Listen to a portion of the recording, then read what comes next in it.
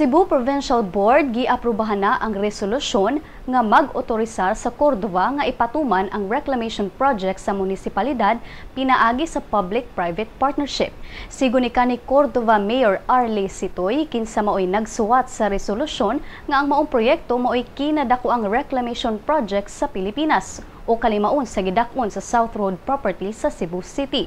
Ang project nga nagkantidad og 138 billion pesos mo konektar sa Shell Island ngadto sa lighthouse sa western area munisipalidad ngadto na sa Lava Island sa southern part sa Cordova. Ato sa session kagahapon, si Cordova Mayor Adelino Sitoy mipasabot sa mga mambabalaod nga ang SM Prime Holdings maoy mo finance sa maong proyekto. Ang SM makakuha og 49% sa reclaimed area, samtang ang ubang luna bahinon sa provincial government, sa Philippine Reclamation Authority ug sa Cordova.